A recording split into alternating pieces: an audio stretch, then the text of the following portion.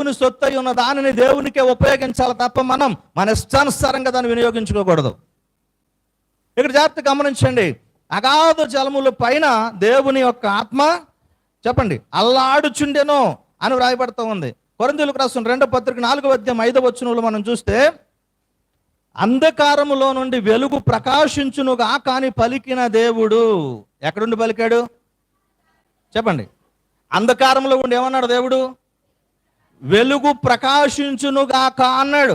వెలుగు ప్రకాశించునుగాక అంటే అక్కడ అంధకారం అంతా ఏమైపోయింది? వెలుగుగా మారిపోయింది. దేవుని స్తోత్రం.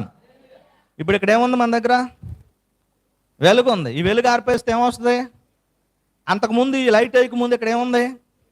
చీకటి ఉంది. ఆ లైట్ ఆన్ చేశాక ఏముంది?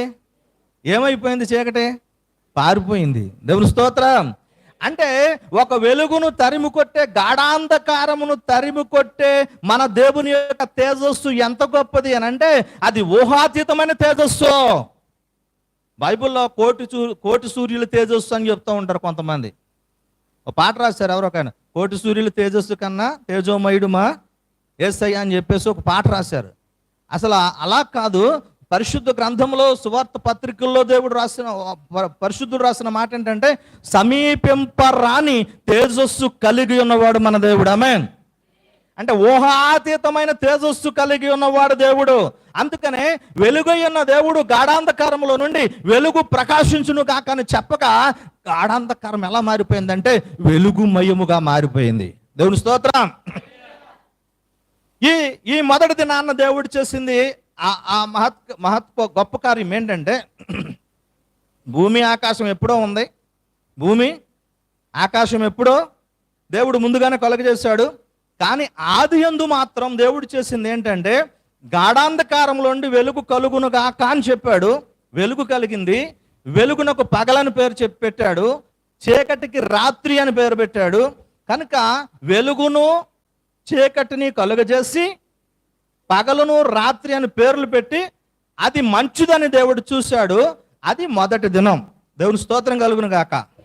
నెక్స్ట్ రెండవ దినం ఏంటంటే 6 నుంచి 8 వచనాలు మనం చదువుకుంటే, మరియు దేవుడు జలముల మధ్య ఒక విశాలము కలిగి ఆ జలములను ఈ జలములను వేరుపరుచునుగా కానేను. ఏ జలములు?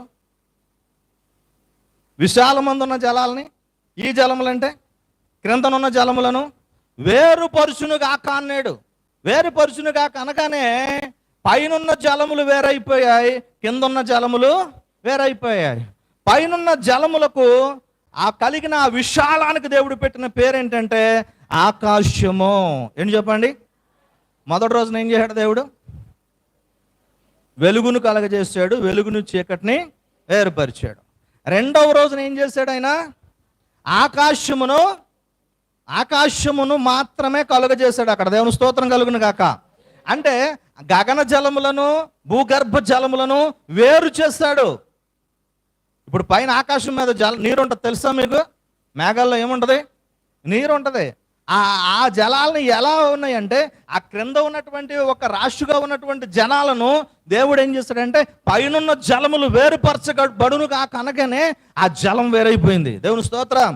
ఆ పైన దాన్ని ఏమని పేరు పెట్టాడంటే ఆకాశము అని పేరు పెట్టాడు. మూడో రోజున ఏం చేయాడు చూద్దాము.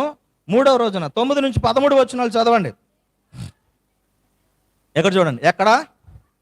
మరి ఆకాశం చేశాడు కదా, ఆ ఆకాశం కింద ఉన్న జలాలను ఏమన్నాడు? ఒక చోటనే కూర్చబడి ఆరిన నేల కనబడునుగాక అన్నాడు. జలములన్నీ ఒకే చోట కూర్చబడి ఏం కలుగునుగాక?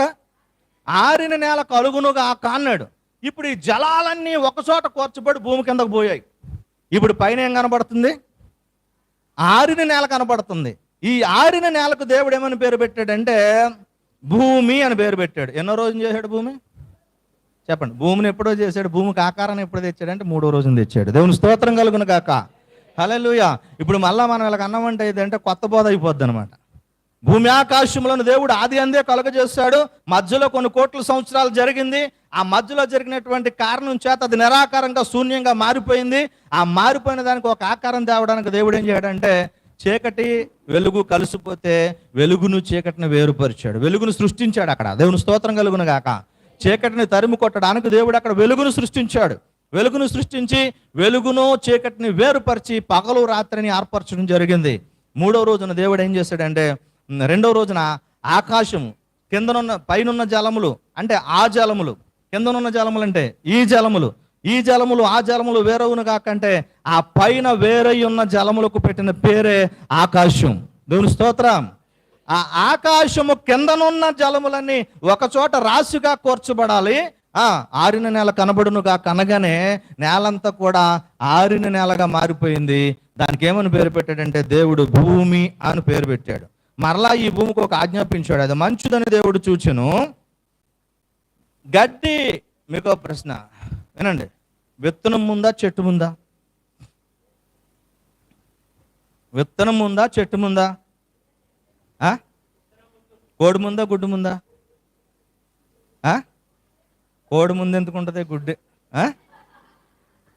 గుడ్డు లేకుండా కోడి ఎలాగొచ్చింది చెప్పండి? కోడి లేకుండా గుడ్డు ఎలాగొచ్చింది? చెట్టు లేకుండా విత్తనం ఎలాగొచ్చింది? విత్తనం లేకుండా చెట్టు ఎలా వచ్చింది? మనం వేసే ప్రశ్నలు ఇవే. దేవుని స్తోత్రం. అసలు ఈ మాటను ఒప్పుకోవాలంటే ఒకే ఒకటి ఏంటంటే, నువ్వు మంచి ఖరీదైన కలుపు మందు తెచ్చి గడ్డి కొట్టేస్తే అదంతా చచ్చిపోద్ది, మళ్ళా వర్షం వచ్చేటప్పుడు మళ్ళీ మొలిసేద్ది. ఎవడు తెచ్చేసాడు అక్కడ విత్తనాలంటే, భూమి గడ్డి విత్తనాలను మొలిపించును గాక అన్నాడు. దేవుడు స్తోత్రం కలుగును గాక.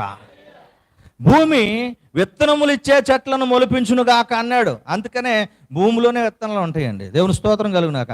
అసలు గడ్డి పరక లేని మట్టి తెచ్చిన ఇంటి దగ్గరే దాని నిండా గడ్డి మొలిచేస్తుంది. ఎక్కడంటే మట్టిలోనే దేవుడు విత్తనం ఉంచాడు. దేవుని స్తోత్రం కలుగును గాక. అది సృష్టిలో ఉన్న గొప్ప మర్మం అది. ఈ మాటను జాగ్రత్తగానండి.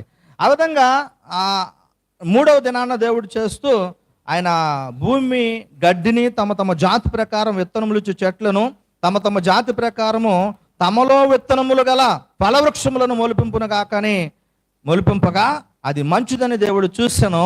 అస్తమయమును ఉదయమును కాగా ఏమైంది? మూడవ దినం ఆయన. మూడవ రోజున దేవుడు ఇది చేశాడు. ఇక నాలుగవ రోజున దేవుడు చేసిన కార్యం ఏంటంటే, పగటిని రాత్రిని వేలడానికి ఆకాశమందు 2 జ్యోతులు కలుగును గాక అన్నాడు. పగటిని రాత్రిని ఏలడానికి ఆకాశమందు 2 జ్యోతులు కలుగును గాక అన్నాడు. పగటిని ఏలడానికి పెద్ద జ్యోతిని, రాత్రిని ఏలడానికి చిన్న జ్యోతిని కలుగును గాక అన్నాడు. దేవుని స్తోత్రం. జ్యోతి అంటే దీపం లేదా కాంతి. గమనించండి. ఇప్పుడు ఇక్కడ గమనిస్తే మనం అంటాం పెద్ద జ్యోతి ఎవరు చెప్పండి? సూర్యుడు. చిన్న జ్యోతి ఎవరో? చంద్రుడు. ఇక మార్గాలను ఋతువులను తెలియజేయడానికి వాటిని దేవుడు ఆకాశంలో ఉంచాడు. ఇప్పుడు గమనించాల, చంద్రబింబము చీకటి అయిపోయి ఎప్పుడో సందజామున ఈ తూర్పును ఎర్రగా కనపడుతూ ఉంటుంది. ఆ రోజున మనం అనుకుంటాం ఈరోజు పౌర్ణమి అని మనం గుర్తించగలుగుతాం. మధ్యలో ఒక రోజు 15 రోజులు గడిచిన తర్వాత అంత చీకటిగా కనపడుతుంది. చంద్రబింబం కానీ సూర్యబింబం కానీ అసలు కనబడదు. ఆ రోజు కట్టిక అమావాస్యగా మనం గుర్తించగలుగుతాం. అంటే ఋతువులు దేని వల్ల తెలుస్తుందయ్యా అని అంటే, కాలమానము ఋతువులు దేని వలన తెలుస్తుంది అంటే ఆకాశంలో ఉన్నటువంటి సూర్య చంద్ర నక్షత్రముల వలన మనకు అర్థమవుతుంది. ఇప్పుడంటే గడియారాలు క్యాలెండర్లు వచ్చేసాయి, ఏదో మన ఇష్టం ఉన్నట్టు దాన్ని చూసుకుని చెప్పేస్తూ ఉంటాము, మనకు నచ్చిన ముహూర్తం పెట్టేసుకుంటాం, అనుకున్న పని చేసేస్తూ ఉంటాం. దేవుని స్తోత్రం కలుగును గాక. అలా దేవుడు సూర్య చంద్ర నక్షత్రములను కలుగజేసిన దినం ఏదంటే 4వ దినం. 4వ దినాన దేవుడు సూర్య చంద్ర నక్షత్రాలను సృజించాడు. ఇక 5వ దినాన నాన్ వెజ్ ఫుడ్ అనమాట. ఎవరికి? 4వ రోజున దేవుడు కలుగజేసింది ఏంటంటే, జీవము కలిగి చెలించు వాటిని జలములు సమృద్ధిగా పుట్టించును గాక. ఇప్పుడు చేపలో ఒక స్వచ్ఛమైన నీళ్లు తెచ్చి మనం ఒక చెరువులో పట్టేసి కొన్ని రోజులు దాన్ని అలా వదిలేయండి, మనం వేయకుండానే చేప పిల్ల దాంట్లో పడుతుంది. చేప పిల్ల దాంట్లో పడుతుంది. ఎలా వచ్చింది దాంట్లోనంటే, జలములకు దేవుడు ఆజ్ఞాపించాడు. ఏమని తెలుసా? జలము విస్తారమైన మత్స్యములను జలచరములను పుట్టించును గాక అని దేవుడు ఆజ్ఞాపించాడు. కనుక ఆ జలములలోనే ఆ కణాన్ని దేవుడు ఉంచాడు. కాబట్టి జలములు ఏం చేస్తుంటే వాటి జాతి ప్రకారము ఆ చలించు వాటిని పుట్టించడం జరుగుతూ ఉంది. పక్షులు భూమిపైన ఆకాశ విశాలములో ఎగురును గాకాను పలికెను, ఆ ప్రకారం అయ్యింది. జలములు సమృద్ధిగా పుట్టించిన మహామత్స్యములను జీవము కలిగి చెల్లించు వాటన్నిటిని దాని జాతి ప్రకారం రెక్కలు గల ప్రతి పక్షిని దేవుడు సృజించెను, అది మంచిదని దేవుడు చూసెను. ఇక్కడ అంటాడు వాటిని దీవించాడేమని, మీరు ఫలించండి, అభివృద్ధి పొందండి, సముద్ర జలములలో నిండియుండుడని, పక్షులను భూమి మీద విస్తరించునుగా కానీ వాటిని ఆశీర్వదించును. అస్తమయమున ఉదయమును కలుగగా 5వ దినమాయను. ఇది మొదటి సృష్టి. ఈ 5 దినాలు చేయబడినటువంటి సృష్టి ఏదైతే ఉందో ఇది మొదటి సృష్టి. ఈ మొదటి సృష్టి ఇప్పుడు వీటన్నిటిని కూడా దేవుడు కలగజేస్తాడు. ఈ మాటలు చూస్తే వాటిని కూడా విస్తరించును కాక అన్నాడు. ఏదైనా మనం చూస్తే ఏ జాతి అంతరించిపోలా. ఈ సెల్ ఫోన్ టవర్స్ వచ్చాక పిచ్చుకలని అంతర్ధానం అయిపోయినాయి, చచ్చిపోయినాయి, పిచ్చుకలు అసలు కనపడతలేదు చూసారా అంటారు. రేడియేషన్ వచ్చినప్పుడు వచ్చిన కొత్తలో తట్టుకోలేని పరిస్థితి ఎవరికైనా ఉండొచ్చు, కానీ అది అలవాటు పడిపోయాక దాన్ని తట్టుకునే శక్తి దేనికైనా ఉంటుంది. ఇక్కడికి వచ్చి చూడండి, ఇక్కడ ఆ చెట్టు నిండా పిచ్చుకలే. అంటే మన ఊరిలో సిగ్నల్ లేకము. దేవుని స్తోత్రం కలుగును కాక. హల్లెలూయా. అయితే దేవుడు సృజించినది ప్రతి దానిని దేవుడు ఆశీర్వదించాడు. ఎలా అంటే మీరు ఫలించండి, అభివృద్ధి చెందండి, విస్తరించమని చెప్పేసి వాటిని దేవుడు ఆజ్ఞాపించాడు. అలా జరగగా 5వ రోజు అయింది. ఎన్నో రోజు? ఇప్పుడు 5 రోజులు అంటే 5 రోజులు కాదు, 24 గంటలు కాదు. గమనించండి, దేవుని దృష్టికి ఒక దినము 1000 సంవత్సరాలతో సమానం. దేవుని దృష్టికి ఒక దినం 1000 సంవత్సరాలతో సమానం. ఇప్పుడు అంటే దేవుడు 5 రోజుల సృష్టిని, మొదటి సృష్టిని ఎన్ని రోజుల్లో చేస్తాడంటే 1/2 కోటి సంవత్సరాలు పట్టింది. అంటే 50,000 సంవత్సరాలు పట్టింది. ఎన్ని సంవత్సరాలు? 50,000 సంవత్సరాలు పట్టింది.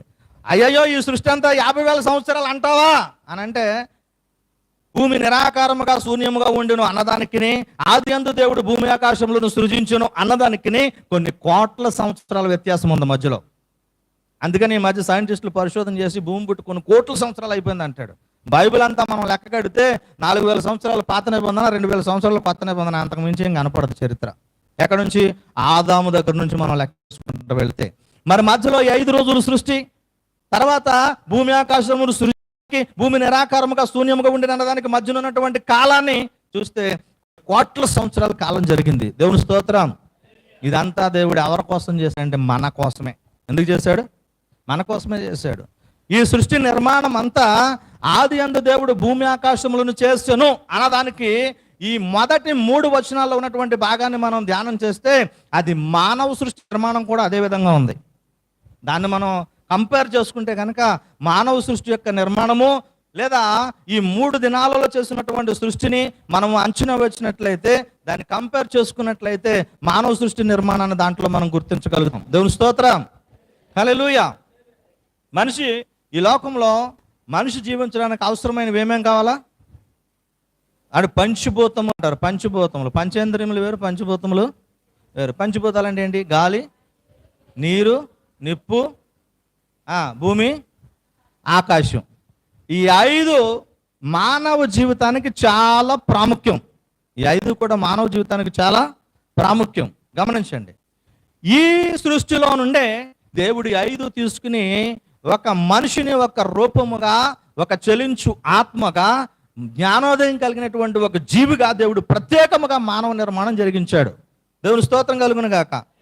దీంట్లో 6వ రోజును గురించి కూడా మనం ధ్యానం చేసుకున్నాక అప్పుడు మనం ఈ మానవ నిర్మాణానికి, మానవ సృష్టికి ఉన్నటువంటి ఆ యొక్క సంబంధాన్ని మనము ధ్యానం చేసుకుందాం. దేవుని స్తోత్రం.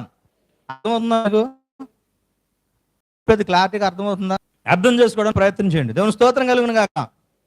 ఈ 6వ రోజున దేవుడు చేసినటువంటి సృష్టిని మనం చూస్తే 24వ వచనం నుండి 31వ వచనం వరకు ఉన్న భాగాన్ని మనం చూస్తే మరలా ఇక్కడ ఏం కనిపిస్తుంటే, దేవుడు వాటి జాతి ప్రకారము జీవము గల వాటిని, అనగా వాటి జాతి ప్రకారము పశువులను, పురుగులను, అడవి జంతువులను భూమి పుట్టించును గాను ఆ ప్రకారమైన. మళ్ళీ ఇదేంటి?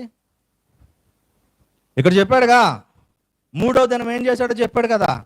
మళ్ళా 5వ దినము, 6వ దినము సృష్టిలో దీన్ని ఎందుకు చెప్తున్నాడు? ఇక్కడికి వచ్చేటోడికి నాకు డౌట్ వచ్చింది, ఏంటి ఇది అలా మళ్ళీ అది ఎందుకు చెప్పాడు, ఈ రోజున ఎందుకు చెప్పాడు అనేది. అక్కడ అర్థమైన భాగం ఏంటంటే, దేవుడు సృష్టిలో మొదటి సృష్టిలో పంచభూతములను, జీవకోటిని నిర్మించి 6వ దినాన్న దేవుడు తన పోలిక చొప్పున తన స్వరూపమందు నరుని నిర్మించదలసి దేవుడు ఏం చేశాడంటే ఏదెను అనే ఒక తోట నిర్మించాడు. దేవుని స్తోత్రం. దాన్నే రెండవ సృష్టి అన్నారు. ఏ సృష్టి? రెండవ సృష్టి. దీంట్లో మనం ఇక్కడ 2వ అధ్యాయంలోకి వస్తే 2వ అధ్యాయం 6వ వచనం చదవండి. అయితే ఆవిరి భూమి నుండి లేచి నేలంతటిని తడిపెను. దేవుడైన యెహోవా నేల మంటితో నరుని నిర్మించి, ఎక్కడ? నాసికారంధ్రం అంటే ఏంటి చెప్పండి? నాసికారంధ్రం అంటే ముక్కు. యెషయా గ్రంథం 2వ అధ్యాయం చివరి వచనం చూడండి.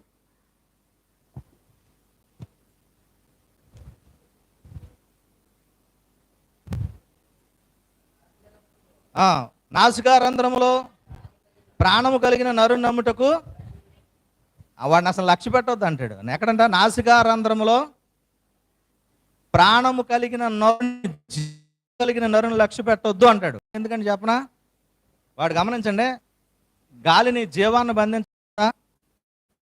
మనలో ఉన్న జీవమును బంధించడానికి ఏమైనా ఉందా? లేదు. అది అలా ముక్కంట వెళ్తుంది. ముక్కంట ఈ ఉచ్ఛ్వాస నిశ్వాస అనేటటువంటి ప్రక్రియ ఎప్పుడైతే ఆగిపోద్దో మనలో ఉన్న జీవం బయటకు వెళ్ళిపోద్ది అంతే. ఊపిరి తీసుకోవడం, ఊపిరి విడిచిపెట్టడం. అందుకే ఎవడన్నా చనిపోయాడా లేదా పరీక్షించడానికి మనకు తెలిసిన సూత్రం ఏంటంటే ముక్కు దగ్గర చేయబెట్టి చూస్తారు. అబ్బాయి శ్వాస లేదు, అయిపోయాడంట. డాక్టర్ అయితే వచ్చి నాడి పట్టుకుని చూస్తాడేమో, కానీ మనం ఏం చేస్తాం? ముక్కు దగ్గర చేయబెట్టి ఏం లేదు, వెళ్ళిపోయింది అంటాం మనం. దేవుని స్తోత్రం. ఇప్పుడు దేవుడు ఏం చేశాడు? అప్పటికి వర్షం లేదు, అప్పటికి భూమి మీద ఏ నరుడు లేడు. ఆ లేని సమయంలో దేవుడు ఏం చేశాడో తెలుసా? నేల నుండి ఆవిరి లేవనెత్తాడు. అక్కడ మట్టి జిగురుగా ఆ మట్టి తయారైంది. ఆ మట్టితో ఒక రూపమును తయారు చేస్తాడు. ఆ రూపమును తయారు చేసి ఇది జరిగినటువంటి 6వ రోజు సృష్టిలో ఒక భాగం ఏంటంటే నరుని దేవుడు కలుగజేస్తాడు. ఈ నరుని కూడా దేవుడు ఎలా కలుగజేస్తాడు? 1వ అధ్యాయం 28వ వచనం చదవండి. 26 నుంచి చదువు. దేవుడు అంటున్నాడు, మన స్వరూపమందు మన పోలిక చొప్పు ఆకాశ పక్షులను, పశువులను, సమస్త భూమిని, భూమి మీద ఉన్న ప్రాకు ప్రతి జంతువును ఏలుదురుగాక అని పలికెను. దేవుని స్తోత్రం. ఈ మాట జాగ్రత్తగా వినాలి. దేవుడు అంటున్నాడంట, దేవుడు అనుకుంటున్నాడు. దేవుడు అన్నప్పుడు ఒక పదం కనిపిస్తుందా, బహుపదం కనిపిస్తుంది? బహువచనమా? దేవుడు ఏకవచనమా బహువచనమా? ఏకవచనం కనపడుతుంది మీకు చొప్పున. మన స్వరూపమందు నరుని చేయుదుము. వాడేం చేస్తాడు? ఎగిరే పక్షుల్ని, పాకే పురుగుల్ని, భూమి మీద ఉన్న ప్రతి జంతువులకి ఏలుబడి చేస్తాడు అన్నాడు. ఏలుబడి చేయరంటే తినేస్తున్నారు పట్టుకుని కోసుకుని. దేవుని స్తోత్రం కలుగును గాక. హల్లెలూయా. పొద్దున్నే ఒక ఆమె లేటుకు వచ్చింది ప్రార్థనకి. ఏంటి లేటుగా వచ్చావంటే, మా ఆయన ఆదివారమే తెస్తాడండి లేటుగా. ఏంటది? అది కనుక వండి పెట్టకపోతే నాకు ప్రార్థన కూడా ఉండదు. అందుకని ఏం చేస్తామంటే కథ అర్థం చేసుకుని వండి ముఖాన్ని పడేసి వస్తుందని ఏంటంటది. దేవుని స్తోత్రం కలుగును గాక. హల్లెలూయా. కాబట్టి అది లేకపోతే కొంతమందికి ముక్క లేకపోతే ముద్దతే కదండి. అసలు దేవుడు మనకు ఆహారానికి ఏమిచ్చాడు?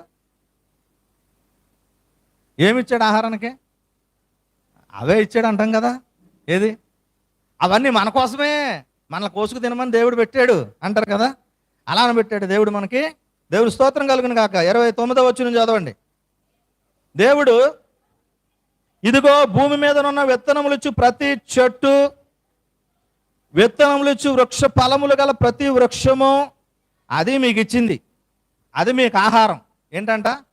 ఫ్రూట్స్, కూరగాయలు, ఆకుకూరలు, ఇది మనకు ఆహారం అంట. దేవుడి స్తోత్రం. మీరు కాయగూరలు తినకండి. ఏం తినొద్దు? కాయగూరలు తినకండి. తలకాయ, గుండెకాయ, కందనకాయ ఇది తినకండి. ఎందుకంటే ఉన్న విషయం అంతా వెళ్ళి దాంట్లో చేరుద్దంట.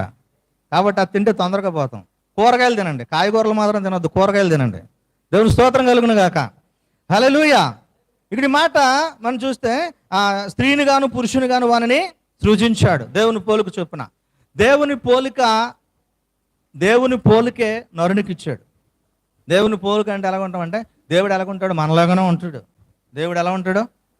ఇక్కడ దేవుడు అని ఒక ఏకవచనం కనపడితే మన అనే పదంలో బహువచనం కనపడింది. అక్కడ ఎంతమంది ఉన్నారు? ముగ్గురు ఉన్నారు అక్కడ. తండ్రి అయిన దేవుడు, కుమారుడైన దేవుడు, పరిశుద్ధాత్మ అయిన దేవుడు. ఆ తండ్రి, కుమార, పరిశుద్ధాత్మ ముగ్గురు కలిస్తే దేవుడు అక్కడ. శరీరం, ప్రాణం, ఆత్మ కలిస్తే మనిషి. లేకపోతే జీవుడు వెళ్ళిపోయిందంట, శరీరాన్ని మోసుకెళ్తున్నారంటాం. దేని పేరు దానికి ఉంటుంది. కానీ ఇక్కడ మూడు కలిసి ఉన్నప్పుడే మనిషి. దేవుని స్తోత్రం.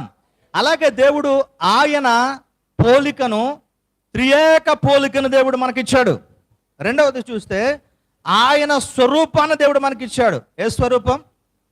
దేవుని యొక్క స్వరూపాన్ని దేవుడు మనకి ఇచ్చాడు. ఏంటి ఆయన స్వరూపం? దేవుడు మనకి ఇచ్చిన స్వరూపం ఏంటి? స్వరూపం అండి. ఈ స్వరూపం ఎంత కొనుక్కొచ్చారు? దేవుని స్తోత్రం కలుగును గాక. ఇప్పుడు స్వరూపాన్ని నిలబెడుతున్నాం. ఇక్కడ ఎవరి స్వరూపం? అమ్మవారి స్వరూపాన్ని ఇక్కడ నిలబెడుతున్నాము అని చెప్పేసి అని అక్కడ నిలబడేసి పువ్వులేసి అవి వేసి కొబ్బరికాయలు కొట్టి మొత్తం మీద పూజలు చేస్తున్నారు. స్వరూపం అనేది చలనం కాదు, స్వరూపం అనేది గుణలక్షణం. దేవుని స్తోత్రం. స్వరూపం అనేది అంతరంగిక లక్షణం. అది దేవుని గురించి చెప్పవలసి వస్తే యోహాను సువార్తలో కనపడుతుంది, దేవుడు ప్రేమ స్వరూపి. దేవుడు ఏమై ఉన్నాడు? మరి దీనిలో ప్రేమ స్వరూపం ఉందా? దేవుడు నీతి స్వరూపి. దేవుడు ఏమై ఉన్నాడు? నీతి స్వరూపుడు. దేవుడు ప్రేమ స్వరూపి. దేవుడు అమరత్వము కలిగిన వాడు. దేవుడు ఊహాతీతమైన తేజస్సు కలిగి ఉన్నవాడు. దేవుని లక్షణాలు ఎన్నో ఉన్నాయి. స్వరూప లక్షణాలు అంటే అవి. దేవుని స్తోత్రం. ఇలా ఒక భక్తుడు రాశాడు, దేవుని స్వరూప లక్షణాలు 52 లక్షణాలు రాశాడు. దేవుని స్తోత్రం కలుగును గాక. అవన్నీ కూడా దేవుడిలో పెట్టాడంటే మనుషులో పెట్టాడు. మనిషిలో పెడితే ఈ మనిషి ఏం చేస్తాడంటే ఆ దైవత్వాన్ని, దైవిక స్వభావాన్ని, మానవత్వాన్ని మర్చిపోయి ఆ మనిషి ఒక క్రూరంగా మారిపోయాడు.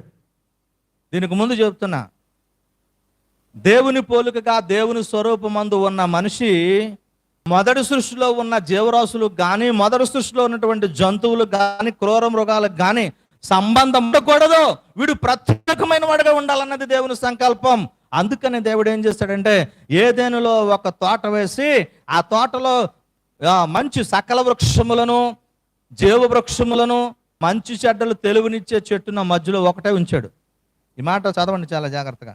మనిషికుండే దురాశ ఎలాంటిదంటే, చదవండి. దేవుడైన యెహోవా ఓదగా జీవాత్మ అయ్యను. 8వ వచనం. దేవుడైన యెహోవా తూర్పున ఏదైనాలో ఒక తోట వేసి తాను నిర్మించిన నరుని దానిలో ఉంచెను. మరియు దేవుడైన యెహోవా చూపునకు రమ్యమైనదియు ఆహారమునకు మంచిదినైనా ప్రతి వృక్షమును, ఆ తోట మధ్యను జీవ వృక్షమును, మంచు చెడ్డల తెలుగునిచ్చు వృక్షమును ఉంచాడు. దేవుని స్తోత్రం. ఇప్పుడు ఆ తోటలో ఏమున్నాయి? ఆ ఒకటే అది మంచి చెడ్డలు తెలుగునిచ్చే చెట్టు, జీవవృక్షము. జీవవృక్షములు ఉన్నాయా? జీవవృక్షం ఉంది అక్కడ. వృక్షం ఒకటి ఉంది, కానీ సకల విధమైన వృక్షాలు ఉన్నాయి అక్కడ. అందులో ఏ పండైనా నిరభ్యంతరంగా తినొచ్చు. ఆ తోటలో ఎన్ని చెట్లు, ఫలాల చెట్లు ఉన్నాయో అన్ని చెట్లు ఫలములు కూడా నిరభ్యంతరముగా మనం తినొచ్చు. దేవుని స్తోత్రం. అందుకనే దేవుడు చేసినటువంటి ఆ రెండవ సృష్టిలో నరుని నిర్మించినటువంటి దేవుడు ఈ సృష్టిలో అదే మీకు మొదటి సృష్టి 5 రోజులు జరిగిన సృష్టి ఏ సృష్టి అది? మొదటి సృష్టి. నరుని నిర్మించినటువంటి నిర్మాణము రెండవ సృష్టి. ఇప్పుడు మూడవ సృష్టి దేని కొరకంటే ఆ నరుడు పరిశుద్ధముగా, యథార్థముగా జీవించడం కొరకు, దేవుని పోలిక, దేవుని స్వారూప్యాన్ని జాగ్రత్తగా కాపాడుకోవడం కొరకు దేవుడు ఏర్పాటు చేసినటువంటి ఏదేను అనబడినటువంటి తోట. ఆ తోటలో ఉన్న సకల వృక్ష ఫలములు, ఆ తోటలో ఉన్న జీవ వృక్షము, ఆ తోటలో ఉన్న మంచి చెడ్డలు తెలుగునిచ్చే చెట్టు. దీన్ని కూడా అందులో ఎందుకు పెట్టాడు దేవుడు? దీనిలో కూడా అందులో ఎందుకు పెట్టాడు దేవుడు? దేవుడు అన్నాడు, ఆదాముతో చెప్పాడు. అప్పటికి ఇంకా అవన్ చేయలే. ఆదాముతో అన్నాడు, ఆదామా, ఈ తోటలో ఉన్న ప్రతి చెట్టు పండు నువ్వు నిరభ్యంతరంగా తినకూడదని డౌట్ పడతామా లేదా అంటే, ఎందుకని తింటే శాతం తినొచ్చని ఎవడో ఒకటి చెప్తే అప్పుడు అంటాం కదా. ఈ తోటలో ఉన్న ప్రతి పండు నువ్వు నిరభ్యంతరంగా తినొచ్చు, కానీ ఈ తోట మధ్యలో ఒక వృక్షాన్ని ఉంచా, అది మంచి చెడ్డలు తెలివినిచ్చే చెట్టు, ఆ చెట్టు ఫలం మాత్రం నువ్వు తినొద్దు, తింటే ఏమవుద్ది, నిశ్చయముగా నువ్వు చేస్తావన్నాడు. మరి ఆ తోటను అందులో ఎందుకు పెట్టాడండి దేవుడు? ఆ తోటలో ఆ చెట్టు ఎందుకు పెట్టాడు దేవుడు? ఆ చెట్టు లేకపోతే ఆదాము వాళ్ళు చాలా బాగా బతికేవాళ్ళు కదా. ఆ తోటలో ఆ పండు ఎందుకు పెట్టాడు దేవుడు? ఒకడు అన్నాడంట, కళ్ళు ఎందుకు తాగుతున్నావురా అని అడిగాడంట. అడిగితాడు అన్నాడంట, తాడు చెట్టుని ముంజిగాయలు వస్తాయి తింటావా అన్నాడు. తింటావా అన్నాడంట. తర్వాత తాటికాయలు అవుతాయి, తాటికాయలు తింటావా అన్నాడంట. తింటావా అన్నాడంట. ఆ తర్వాత ఆ తాటి టెంక నాటితే తేగలు వస్తాయి, తేగలు తింటావా అన్నాడంట. తింటావా అన్నాడు. మరి ముంజిగలేంది, తాటికాయ తింటేలేంది, తేగ తింటేలేంది, కళ్ళు తాగితే తప్పేంటి అన్నాడంట. అప్పుడు ఈయన అన్నాడంట, రా నాయన పాలు తాగుతున్నావా అన్నాడంట. తాగుతున్నానంట. పెరుగు తింటున్నావా? తింటున్నాను అన్నాడంట. వెన్న తింటున్నావా? తింటున్నాను అన్నాడంట. నెయ్యి తాగుతున్నావా? తాగుతున్నావు అన్నాడు. మరి దాని వెనకాల వచ్చి పేడ ఎందుకు తినవా అన్నాడంట. మొన్న ఒక మనిషి అలాగా వాదిస్తుంటే పేడ తింటే ఇప్పుడు వెంటనే ఆయన ఆ పేడ తినమన్నాడంట. అటు మళ్ళీ నోరు ఎత్తలేదు ఇంకాడు. అంటే సొల్లు బొల్లు చెప్పి ప్రజల మీద రుద్దేసి పేడలో వచ్చలో తాగిచ్చేస్తారు మీరు. దేవుని స్తోత్రం, హల్లెలూయా.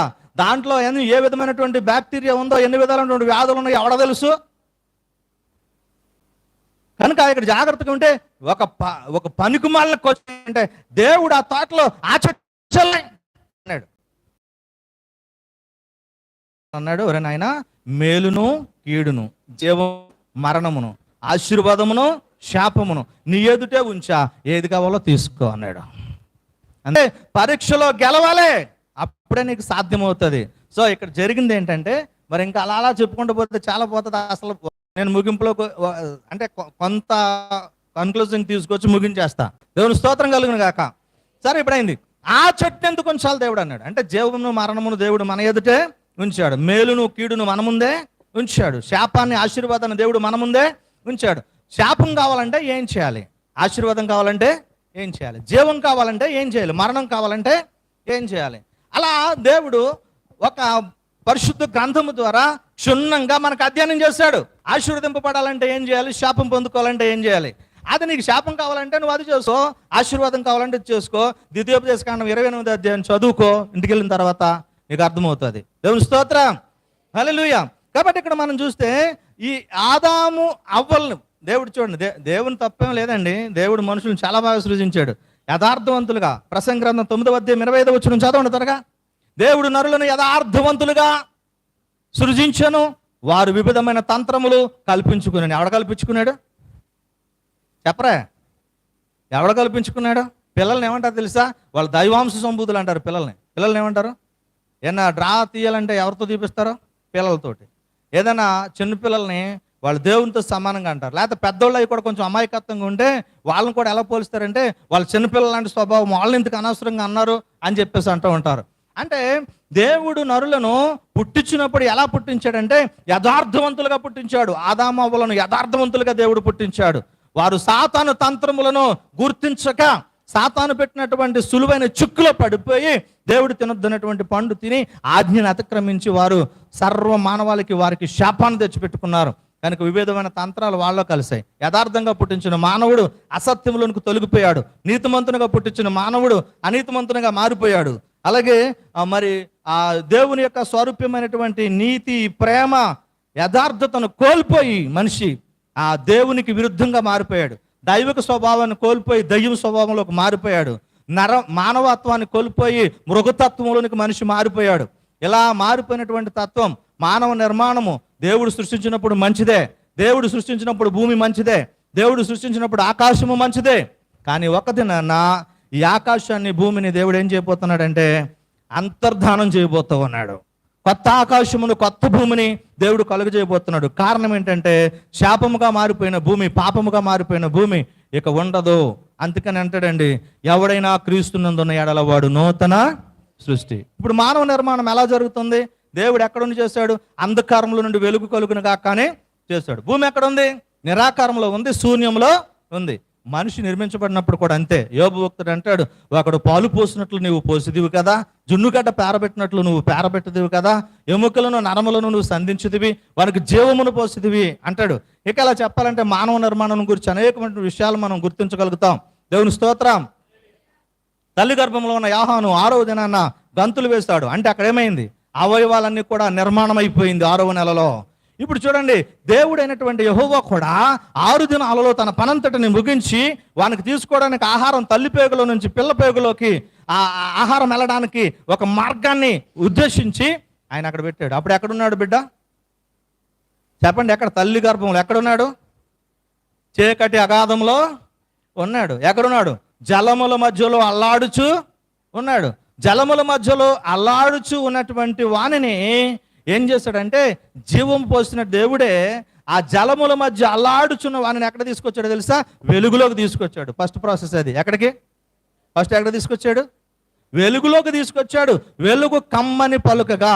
ఇక్కడ యోబు భక్తుడు అంటాడండి, ఇక్కడ చక్కని మాట 3వ అధ్యాయం 16వ వచనంలో చూస్తే, యోబు గ్రంథం 3వ అధ్యాయం 16వ వచనంలో చూస్తే, చదవండి మాట గట్టిగా. అగాధ సంభవమై కట్టబడినప్పుడు పిండము వంటి వాడినై లేకపోయి ఉందును. ఎలా? వెలుగు చూడని బిడ్డ వలే.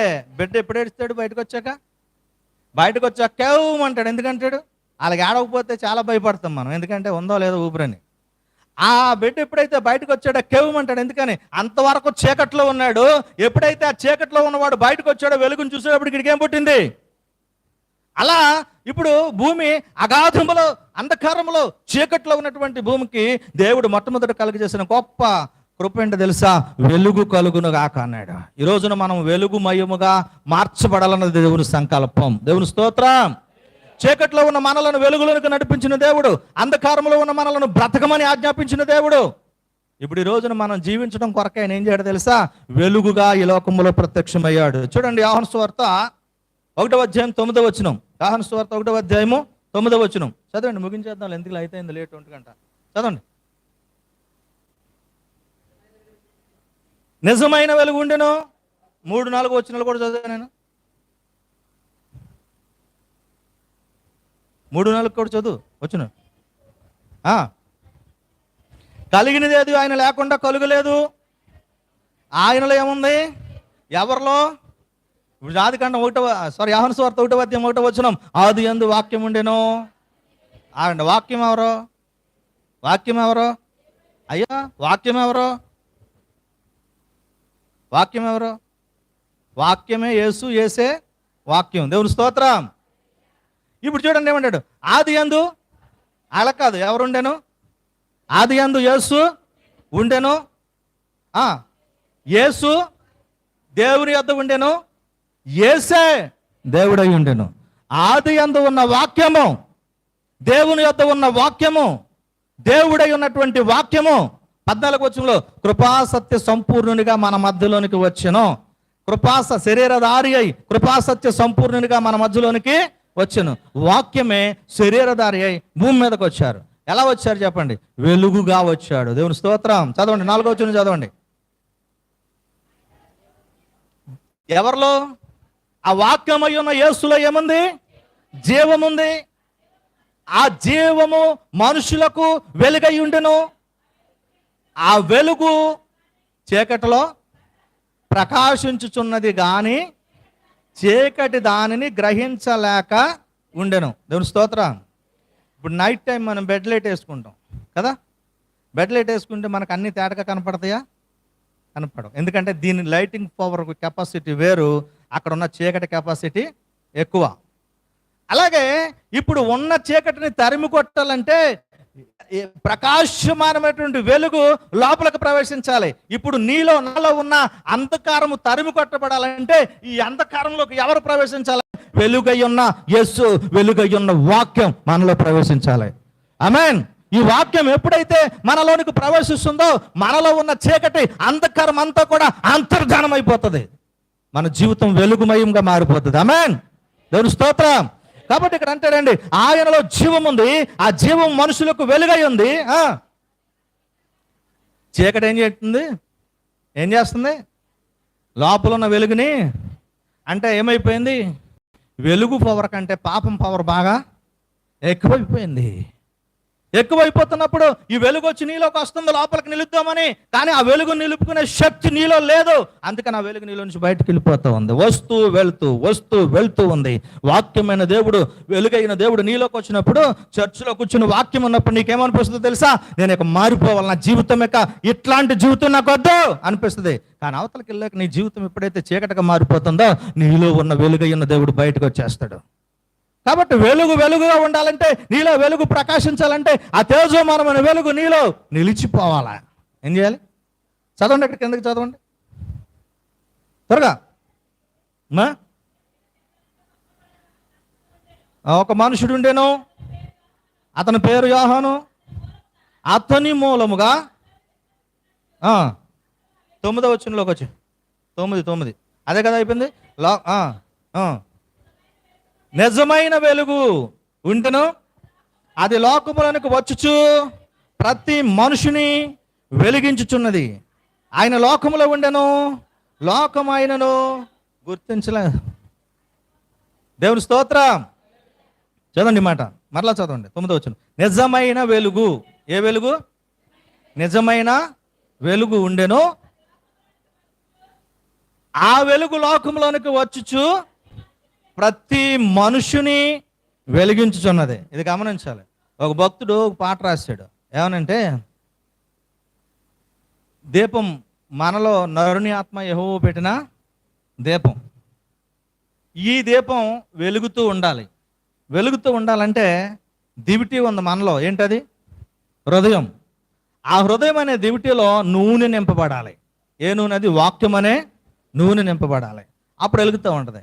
వాక్యం అనే నూనె ఎప్పుడైతే నీ దివిటీలో నీ దేంట్లో సిద్ధులో తగ్గిపోతుందో, నీ దివిటీలో నూనె పోసుకుంటానికి అవకాశం ఉండదు. కనుక ఆ దివిటి ఆరిపోయిన తర్వాత మొదలుపెట్టి, ఆరిపోయినా నా వెలుగు దీపము వెలిగించుము నీ ప్రేమతో, ప్రభువా వెలిగించుము నీ ప్రేమతో, ఎన్ని తలచినా ఏది అడిగినా జరిగేది నీ చిత్తమే, ప్రభువా జరిగేది నీ చిత్తమే. దేవుని స్తోత్రం. అంధకారంలో ఉన్న మనకు వెలుగును ప్రకాశించాడు. ఆ వెలుగేమన్నదంటే మనలో పెట్టిన జీవం. దేవుని స్తోత్రం. ఆ జీవము తల్లి గర్భములో ఉన్నప్పుడు మట్టి ముద్దుగా, ఒక జున్నుగడ్డగా పేరబెట్టబడినటువంటి మనలో ఎముకలను నరాలను సంధించినటువంటి దేవుడే ఒక తెల్లని వెలుగు రూపంలో తల్లి గర్భంలో ప్రవేశపెట్టాడే. ఆ వెలుగు ఆ అంధకారంలోకి వెళ్ళి అంధకారంలో ఉన్న ఈ ముద్దను దేవుడు ఏం చేశాడో తెలుసా? వెలుగుమయముగా మార్చాడు. దేవుని స్తోత్రం. ఈ వెలుగు ఎప్పుడైతే అంధకారంలో ఉన్న మనము వెలుగులోకి వచ్చామో, ఈ మట్టి ముద్ద తేటతెల్లగా మనకు కనబడుతూ ఉంటుంది. దేవుని స్తోత్రం కలుగును గాక. అందుకనే దేవుని యొక్క రహస్యం, సృష్టిలో రహస్యం ఏంటంటే, ఆయన ఏం చేశాడంటే, కింద జలములన్నీ ఒక చోట కూర్చోబడి ఆరిన నేల కనబడును గాక అన్నాడు. ఆ జలము వేరైపోయింది, ఈ భూమి వేరైపోయింది, ఒకటికైపోయింది. ఈరోజు నువ్వు ఎక్కడి నుంచి వచ్చావో తెలుసా? అగాధములో నుండి, తల్లి గర్భములో నుంచి బయటకు వచ్చాం. ఒకటి గమనించండి ప్రియులరా, తల్లి గర్భము అక్కడ స్వేచ్ఛపూరితమైనటువంటి స్థలం ఏమి కాదు. తల్లి గర్భములో ఆ బిడ్డ గంతులు వేస్తూ ఉంటాడు, అటు ఇటు తిరుగుతూ ఉంటాడు, ఆ శిశువు తిరుగుతూ ఉంటుంది గర్భంలో. అయినా కానీ అక్కడ గమనించినట్లయితే అక్కడ లోకం అనేది ఏది కనపడదండి. అక్కడ ప్రత్యేకమైనటువంటి స్థలముగా అక్కడ నుంచి 9 నెలలు ఆ తల్లి గర్భంలో ఉండి, ఆ 9 నెలల తర్వాత నువ్వు బయటకు వచ్చి వెలుగును చూసి, ఇలా ఎంతకాలం మనం బతికి ఉన్నామంటే అది నీ గొప్ప కాదు, ఆ వెలుగై ఉన్న దేవుడు నీలో జీవమనే వెలుగును ఉంచాడు. కాబట్టి ఆ వెలుగు నీలో ఉన్నంత వరకు నువ్వు తేజోమయమానంగా వెలగాలి, తేజస్సు పరుగులెట్టాలి. స్టీవెన్సన్ గారు ఒక మాట రాశారు కదా, వెలుగు రేఖలు చీకటి కాంతులు, వెలుగు రేఖలు వెలవెలపోగా నా యేసయ్య నా బ్రతుకు. వచ్చే పాట. దేవుని స్తోత్రం.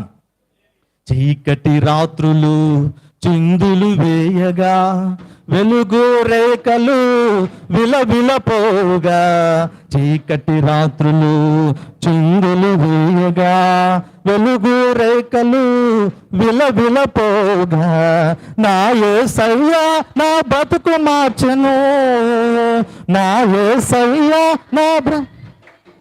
ఆ కనులు తెరచును, అంత నిమ్మలమాయను. స్తోత్రం. ఏమైంది? చీకటి రాత్రులు చిందులు వేస్తే వెలుగు రేఖలు ఏం చేసాయంట? విలవిల్లాడించినాయి అంట. అప్పుడంటే నా యేసయ్య నా బ్రతుకు, నా కన్నులు తెరిచాడు, కల్లోలమంతా కూడా నిమ్మలమైపోయే స్థితిని దేవుడు నాకు కలుగజేశాడు. దేవుని స్తోత్రం కలిగిన. ఈ వచనం చాలా మంది కొంచెం రివర్స్గా అర్థమవుతూ ఉంటుంది, కానీ చాలా అర్థవంతంగా రాశాడు ఆ పదాన్ని. దేవుని స్తోత్రం కలుగును గాక. హల్లెలూయా.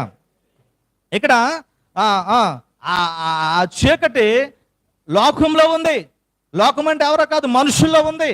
ఆ చీకటి ఉంది కాబట్టి మనిషి చీకటి కార్యాలు చేస్తూ తన ఇష్టానుసారంగా జీవిస్తూ ఉంటే ఆ చీకటిని తరిమి కొట్టడానికే వెలుగైన యేసు నీలోకి వచ్చాడు, నాలోకి వచ్చాడు.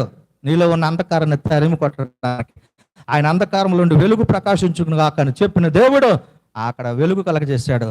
భూమి వేరుపరిచాడు, వెలుగును కలగజేశాడు, ఆకాశమును కలగజేశాడు. ఆకాశం ఎందుకు తెలుసా? మనకు ఒక మాస్క్, మనకు ఒక గుడారం లాంటిది. మేఘం అనే తన గుడారాన్ని మన పైన కప్పాడైనా. మూడోది ఏంటో తెలుసా? నీటిని భూమిని వేరుపరిచాడు, వాటిని సముద్ర జలములు అన్నాడు. మనం అక్కడ నివసించడానికి దేవుడు కృప చూపించాడు. మనం ఎక్కడ ఉండాలో తెలుసా? ఆ జలముల పైన తేలాడుతూ ఉండాలి. దేవుని స్తోత్రం. హల్లెలూయా. ఏ జలములు? పరిశుద్ధాత్మ అనబడినటువంటి జలముల పైన తేలాడుచూ ఉండాలి. మనం పరిశుద్ధాత్మలో మునిగి తేలుతూ ఉండాలి. అప్పుడే ఈ భూమి ఎప్పుడు సేఫ్టీగా ఉంటుంది. మన భూమి కూడా అప్పుడే సేఫ్టీగా ఉంటుంది. లేకపోతే దీనికి ఏముండదు. దేవుని ఆలయం ఎవడు పాడు చేయను వాడిని దేవుడు పాడు చేయను. కాబట్టి ఈ దేవుని ఆలయాన్ని ఏం చేయాలి? జాగ్రత్తగా కాపాడుకోవాలి, పాడు చేసుకోకూడదు. దేవుని స్తోత్రం కలుగును గాక. కాబట్టి ప్రియమైన దేవుని బిడ్డ, ఆ సృష్టిలో భాగముగా మరి దేవుడు మా భూమిని చేసినటువంటి క్రియేషన్ 5 రోజులు సృష్టి. మొదటి సృష్టి పంచభూతములు, దాంట్లోనే దేవుడు కలుగు చేసిన దేవుడు. 6వ రోజున రెండవ సృష్టిగా నరుని కలగజేస్తాడు. 3వ సృష్టిగా ఏదెనును సృష్టించాడు. అక్కడ ఫలవృక్షములను, జీవవృక్షములను దేవుడు మన కొరకు ఉంచాడు. మంచు చెడ్డలు తెలుగునిచ్చే చెట్టును కూడా ఉంచాడు. ఏ చెట్టు ఫలం తింటావని ఇష్టం. మనం జీవించాలన్నది దేవుని చిత్తం. నిత్య జీవమునకు వారసులం అవ్వాలన్నది దేవుని చిత్తం. భూమి శాశ్వతం ఉండాలనుకున్నాము, కానీ భూమి శాపగ్రస్తమైనట్లుగా అది మొరపెడుతూ ఉంది. సృష్టి మొరపెడుతూ ఉంది. ఎప్పుడయ్యా నీ రాక? యేసయ్యా దేవుని కుమారుడా నువ్వు రా. దేవుని కుమారులు భూమి మీద ప్రత్యక్షమైతే, దేవుని పిల్లలు భూమి మీద ప్రత్యేకించబడితే ఆయన రాకడ వచ్చేస్తూ ఉంటుంది. భూమికి, ఆకాశానికి, ఈ సృష్టికి ఉపశమనం కలుగుతుంది. ఈ సృష్టి అంతర్ధనం అయిపోతుంది. దేవుడు కొత్త ఆకాశమును, కొత్త భూమిని మనకు కలుగజేసినట్లుగా మనం కూడా ఏమనాలి తెలుసా? ఎవడైనా క్రీస్తునందు తిరిగి జన్మించిన ఎడలా వాడు నూతన సృష్టిగా మారిపోవాలి. పాతవి గతించిన, ఇదిగో సమస్తమును కొత్తవాయను. కొత్తవి అవ్వకుండా పాత భూమి కింద ఉంటే ఆ పాత భూమి, పాత ఆకాశం ఎలా అయితే అంతర్ధానం అయిపోతుందో మన జీవితం కూడా అంతే. ప్రియ దేవుని బిడ్డలారా, గుర్తుపెట్టుకోండి. వాళ్ళు పాపం చేస్తున్నారు, నేను చేయకపోవడం ఏంటి? వీళ్ళు పాపం చేస్తున్నారు, నేను చేయకపోవడం ఏంటి? వాళ్ళు సంపాదిస్తున్నారు, నేను సంపాదించకపోవడం ఏంటి? అడ్డదట్టం. కానీ వాడిని వీడిని చూసి నీ ఇష్టానుసారంగా పాపంలో మునిగి తేలే జీవితం నీదైతే వాడు పోయిన కొడక నువ్వు పోతావు. వాడు ఉన్న నరకంలో నువ్వు ఉంటావు. వాడున్న నిత్య అగ్నిలో నువ్వు ఉంటావు. భక్తులను చూసి ఆ భక్తుని వల్ల నేను ఉండాలి, ఆ విశ్వాసం వల్ల నేను ఉండాలి, ఆ ప్రార్థన పరుల్లో నేను ఉండాలి, ఆ దేవునిలో ఆ ఉన్నతమైన జీవితాన్ని గడుపుతున్న వారిలో నేను ఉండాలని ఎప్పుడైతే పట్టుదల, పౌరుషం, రోషం కలిగి దేవునిలో నువ్వు జీవిస్తూ ఉంటావో నీలో ఉన్న వెలుగు నిలిచి ఉంటుంది. నిత్య జీవలోకములో యుగయుగాలు కొత్త ఆకాశం, కొత్త భూమిలో నూతన సృష్టిగా జీవించే భాగ్యాన్ని దేవుడు నీకు ఇస్తాడు. ఆమేన్. దేవునికి యోగ్యమైన జీవితాన్ని కలిగి ఉందాం. దేవుడు మన వెనుకలో వాక్యాన్ని ఆస్వాదించి ఫలింపజేయును గాక. ఆమేన్. ప్రార్థన చేసుకుందాం. వాక్యమైన దేవునికి మనం సమర్పించుకుంటూ ప్రార్థన చేసుకుందాం. ఒక్క నిమిషం అందరూ తలలో ఉంచి ప్రార్థనలోకి వివరించండి. లేచి నిలబడదాం అందరూ కూడా. అందరూ లేచి నిలబడతాం, ప్రార్థన చేసుకుందాం.